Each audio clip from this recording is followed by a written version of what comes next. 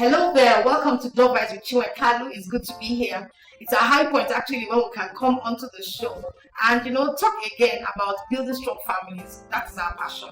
Helping, ensuring, providing information and solutions to the issues that rise in family. And so today we're here again with another wonderful package for you, and we hope that it will bless you, and I'm sure it will. Today we're actually touching on a very, very, very touchy topic, domestic violence. And I have a woman I love, appreciate, a sister, a friend, a professional also, a training professional. But her name is ID Ogufere. ID, welcome to the program. Thank you for having me. Mother, wife, and someone who, just thought she should do something about domestic violence, okay?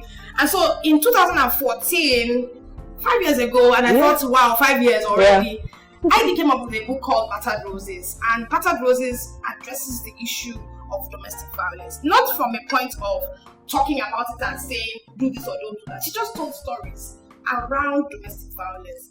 And so I think this book is an amazing book, and since you I have always thought that every young girl should get a copy. But domestic violence is still an internationally, in fact, you think it's an African thing where African men beat their wives and things, but it's an international scourge, where men, just deck women, and even the other way around here. So why domestic violence? What made you, start talking about domestic violence in the first place? Domestic violence is a mankind problem. I'm happy you said it's not an African issue. It's a global issue.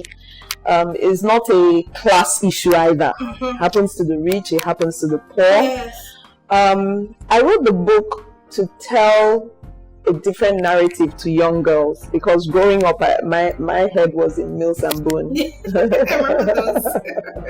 All the time. And I thought that that's how life is. My sister got married and went through very terrible domestic abuse. Your own sister? Yes, my younger sister.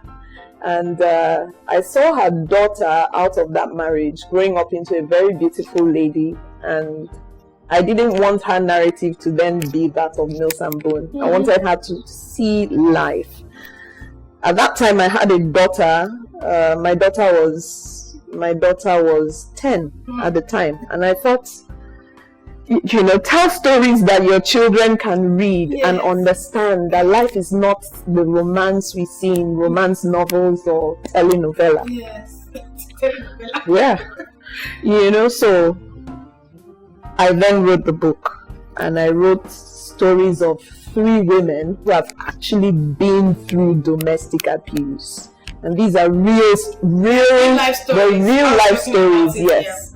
So all I did was change names, change locations, change, some facts, but these are real life stories. Wow. So what would you say is actually the cause of what makes a man, even a woman, become violent towards a? It's humanity. Tell us. It's humanity. It's life. I mean, I'm a Christian.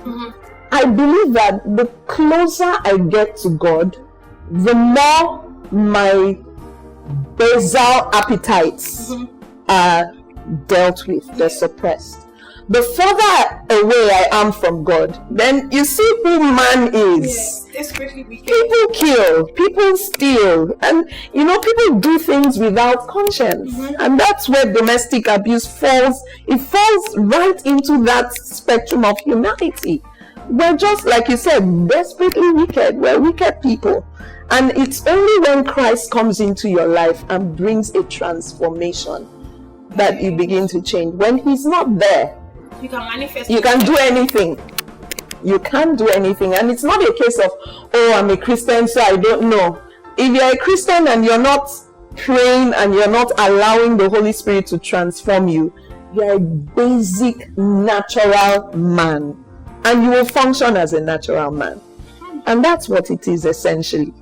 People just functioning in their base selves. Base self. That's why a man can take a gun and shoot someone. Wow. That's your basic humanity without the help of God. And at the end of the day, and that's why I always say that if I had my way, I would put every young person who's getting married through a series of classes to prepare them and make them understand that you can be based Absolutely. So the ability to control yourself and discipline yourself is one of the things I think that anybody who's about to step into marriage should actually have. I agree. And Absolutely. if you don't have that, then you're not ready to get married. Whether you are wealthy, whether you are 29 or 30, whether you are 50, all that doesn't matter, because things come up in marriage that can result in. Yeah, I agree completely. So, talk us through the characters in the book. There are 3 women. Talk us through each of them. There are 3 women. Actually, there are 4 women. Yes, there are 4 women. Yeah. So the book starts with the first woman who is going through domestic abuse, and her friends are advising her, but she wouldn't hear. Yeah. So they then start to tell her about their own, not necessarily their personal experiences, but their experiences of relatives. So the first person talks about her sister Nene, who had gone through domestic abuse. Nene was a young girl who felt unappreciated at home, felt compared to her sisters who were brilliant and more accomplished. Yes, that's true. And she thought, the best way to get my mother's attention or my father's acceptance is to be the first person to marry. Wow. So she meets this guy, gets married, falls into domestic abuse. She's not telling her family what's going on, because for her only achievement and success was marriage. Yes. So how do I then tell my parents I failed at it? Wow. And you had failed at everything else. Yes, so this is going to be another failure. Wow. And she was really... And the thing with domestic abuse for everyone is, the first time you want to fight back. The second time you realize I'm not as strong. Yes. The third time there's fear. And once that fear takes hold, fear is debilitating. Yes. It stops you from reasoning normally. Take the second story, Bumi. Bumi comes from a very, very wealthy home. Yes. So a lot of women who are going through domestic abuse and staying there are not staying there because there are no options. They're staying there because the fear has taken away your ability to reason. She had the kind of father who would set her up and take care of her if he knew. Yes. But she covered it up and she took it, and eventually she died. Yeah, that was very painful. Yeah. And I must say that everybody should be looking for this book because the stories were well told. Okay. She died, and it was like, how do people allow themselves to get to the point where you actually die from being beaten up? But look around you, it's happening. Since the book, it's happening. I've heard incredible. Yes. I've heard stories that have given me goosebumps. Wow. I don't think a man or a woman gets up in the morning and says, "Today I'm going to kill my spouse." At all. I heard one on the mainland where the woman was pushed down from the balcony. Yes. So maybe they were just struggling or fighting, and she fell and she died. It does lead to death. Unfortunately, that's where it's headed if it's not stopped. If it's not stopped. And then you find for many women who've been through it, like the third story, Adiaha's story, she lost her mind. Yes. And this is a true story. I know this person. So she loses. For her to bear that pain, she's blocked off parts of her life. So she's lost her memory, she's lost her mind, she lost her daughter in the process. It's a painful thing, but it's the reality. Someone said to me, "Can you write a part 2? Can you write a part 2 and tell us this person, the man was captured and this happened to him and the woman?" I said, "No, there's no part 2 to domestic violence. This is your life, this is your life, this is your story, this is your story." So if you don't do something about there's no do-over.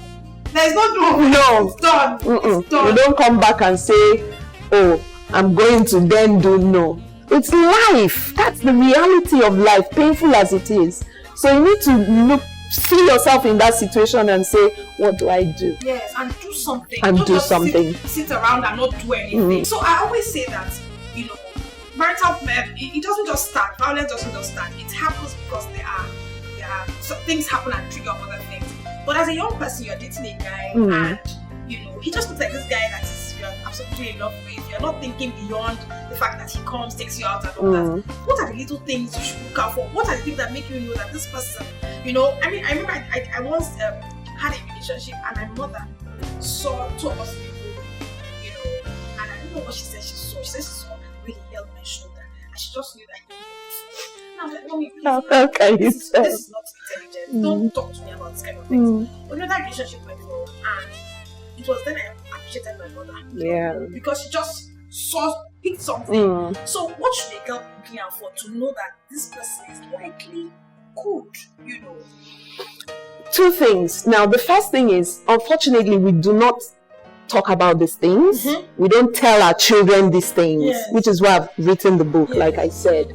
We need to talk about these things to our daughters, even our sons.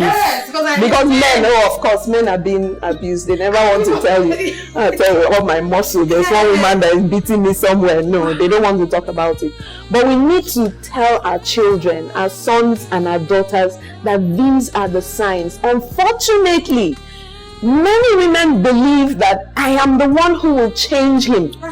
And it is, but when you're in love, it's not crap. When you're in love, it's like the intensity of this person's love. He doesn't want me to talk to any other man. He loves me. Those are signs. He's angry. I'm smiling at another man. Oh, it's because he loves me too much. Our love is... No, your love is not anything. It's not different from the love we've known from Adam and Eve up till now. There's no difference. It's for you to understand that when you begin to see emotional display of possessiveness, to understand that this then leads to the next phase. Somebody exactly, he wants to control you, he wants to, and you will see those things when you are dating. Unfortunately, many people see those things when they are dating, but they say to themselves that, oh no, he loves me. This is how he expresses his love, and then we brush it aside until you get in and it comes. I mean, I remember one of the stories in your book.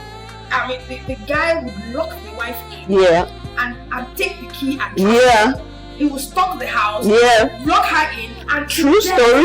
Yes, and it's a true story. True story. That happened. Lock her in, make provision in the house, lock her in, take the key, and go away for weeks. And expect her to be sad. And then when she's now trying to get out of that, part of the reason she's not beating.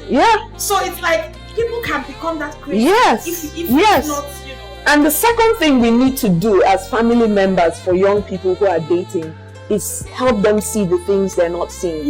But we have to be very careful, because your daughter is dating, now tell her that man is not good. That's when she wants the man all the more. But there are certain things you can see as a mother or an aunt, a sister, that person in love is not seeing. The person can't see because they're blinded by emotions. So it's our place to also, with wisdom, then, say, like the way your mother said to you, you were irritated at the time, but very irritated. And in fact, it was not because of what she said that relationship fell apart. It just took a natural course. Because God was kind. I keep saying that God was very kind to me, because somehow the center wouldn't know that it just eventually physical.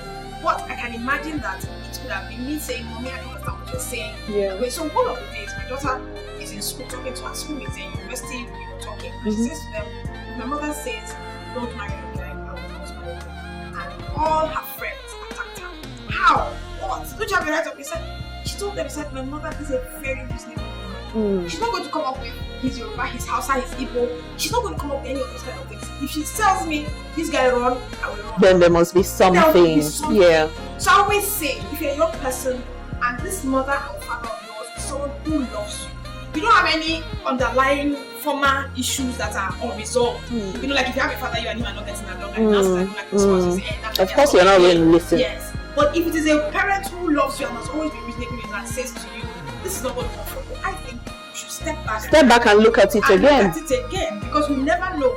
At the end of the day, and I always say, test relationships, push them, make them angry, irritate them, do something. Let's see, how ultimately they will respond. Because we will see some of that, those things they're supposed to be seeing that will ultimately.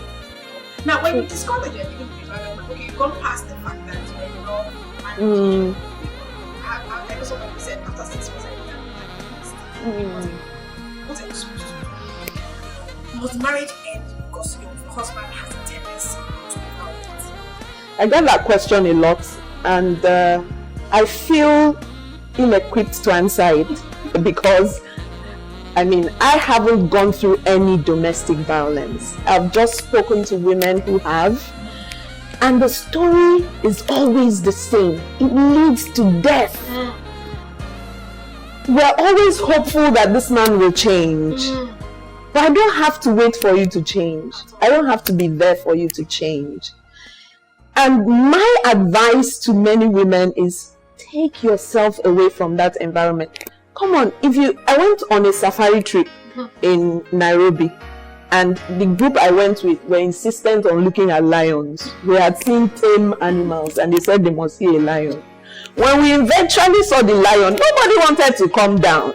Hey, come down and see the lion now. We all stayed from afar looking at the lion. And that's what this situation is. Yeah. Unfortunately, this person who wakes up in the morning and says, oh, I love you so much, I love you more than my life itself, is the same person who is boxing and hitting you at night. He's a lion. Stay away from the lion. No, it's just wisdom, really. You're putting yourself in an environment that is toxic. If it doesn't kill you physically, it kills you emotionally. It destroys you completely. You become nothing. One of the stories, one of the ladies, she kept saying, the one who died, said, I'm a nothing. I have become a nothing. Because she couldn't understand why this guy would beat me so much. Then in the morning, he's buying me flowers and saying, I love you so. There's no connection. There's a disconnect somewhere. You are nothing. And I tell women, it's not your fault. Because all the women I've spoken to going through domestic abuse, they believe they've done something wrong. That's just the enemy working it. So the man is constantly telling you, if you do not do this, I will not have slapped you. Your mouth is too sharp. You are just running your mouth. Oh, I'm sorry. Next time, don't talk to me like that again. You can't breathe in your own home. You can't talk in your own home. Why will you be in your home and be jittery? So a lot of them believe that they created the problem. It's their fault.